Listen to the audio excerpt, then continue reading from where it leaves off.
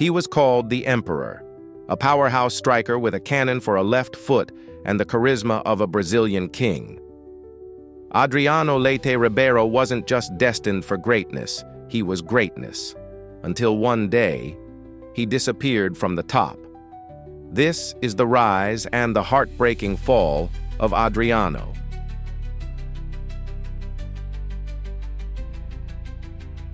Born in Rio de Janeiro in 1982, Adriano grew up in the favelas, where dreams rarely leave the ground. But Adriano soared.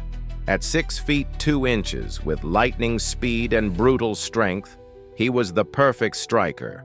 He joined Flamengo's senior team at just 17. Soon, his thunderous left foot was impossible to ignore. European scouts were mesmerized. By 2001, Adriano had signed with Inter Milan. And then, in a friendly against Real Madrid, Adriano did this. One free kick, one rocket into the top corner, one statement to the world. A star is born.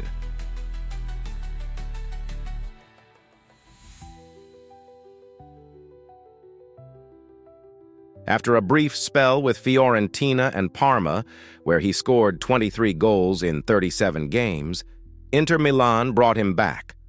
The prodigal son had returned.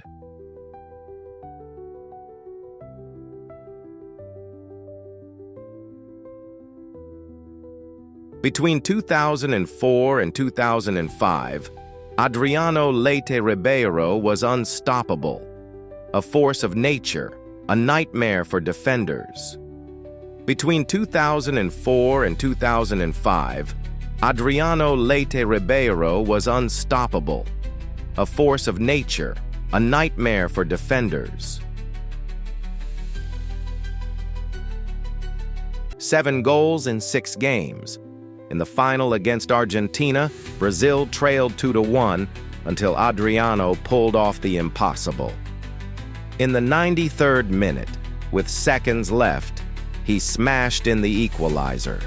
Brazil went on to win in penalties.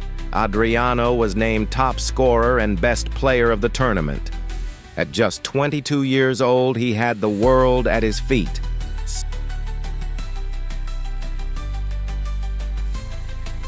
The press called him the next Ronaldo, but stronger, more powerful. Nike featured him in commercials. Video games made him nearly unbeatable. Kids in Brazil, Italy, and beyond idolized him. Inter fans crowned him with a new name, L'Imperatore, the Emperor. But behind the roar of the crowd, behind the smile and the goals, something darker was stirring. In 2004, not long after his Copa América triumph, Adriano received a phone call that would change his life forever. His father, Almir Leite Ribeiro, had passed away.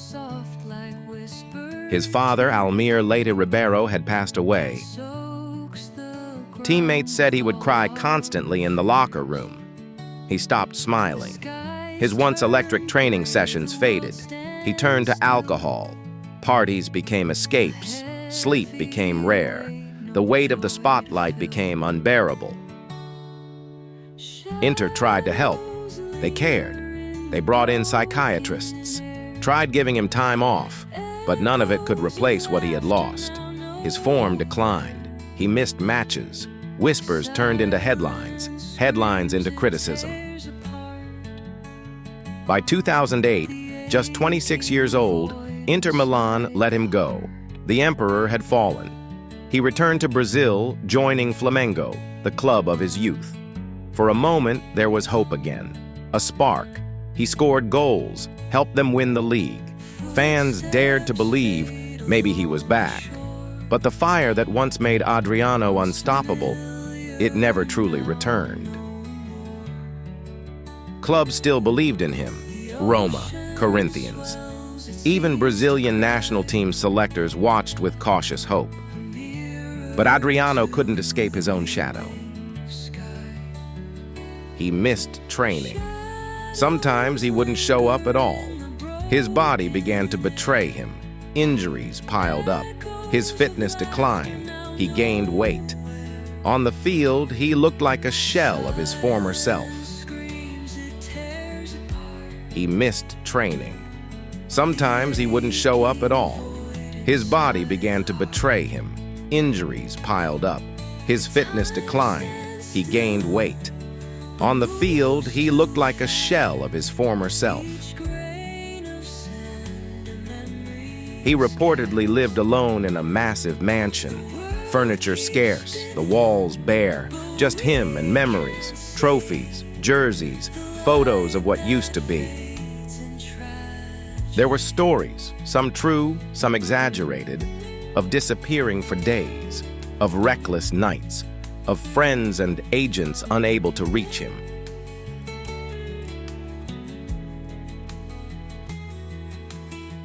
He wasn't the villain the media painted.